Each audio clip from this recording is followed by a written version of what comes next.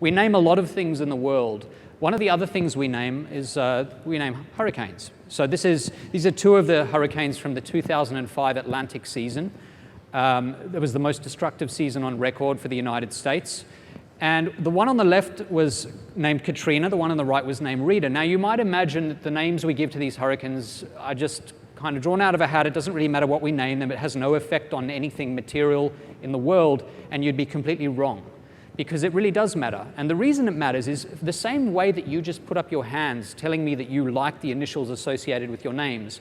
People are drawn to things that remind them of themselves. So you can probably see where I'm going with this, which is to say that for people who have K names or R names, names that begin with those letters, when a hurricane comes through that shares their initial, that has an effect on them.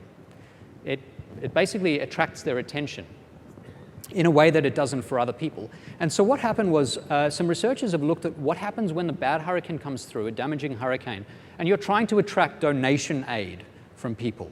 And what they found was that if you look at the donations people give as hurricanes pass through, there's a really big spike for the hurricanes that happen to share their initials.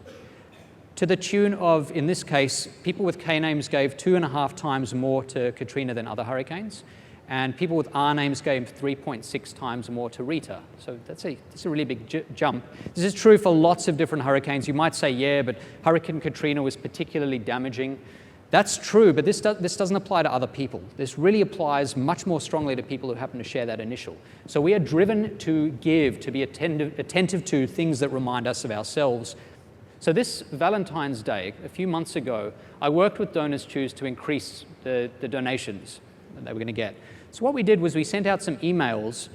Now let's say the person we're sending the email to is named Rita Minton. I'm just making up a name. What we did was they have such a massive database of teachers that they can match people by name. They can match teachers to people who they're emailing. So what they did was they sent out emails. There were two versions.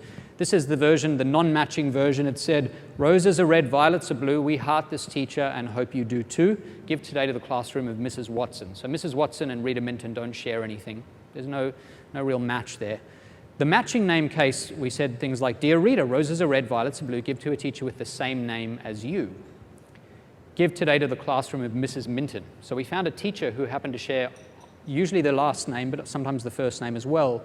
And the effect was massive, really massive. So these are the only differences, just the way the email is phrased. First of all, there was a lot of buzz on social media. So this person, Laurie from Texas, gave and said, I'm choosing to give to your class because we have the same last name. And then they started sort of bonding. You can see the first 3 seconds, they're bonding just based on that information. Karen Hickey from New Jersey gave because she's also a Mrs. Hickey.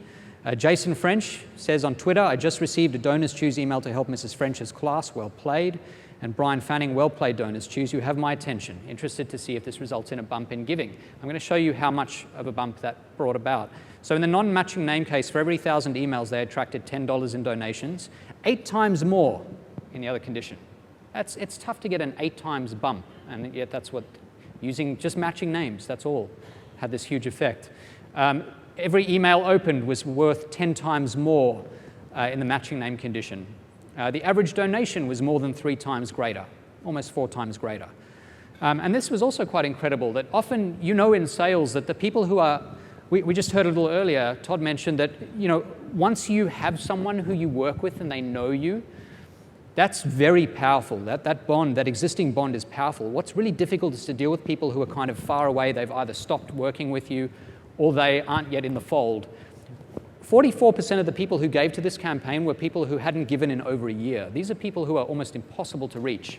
And yet these people who were sort of far away, distant psychologically, responded really strongly to this appeal.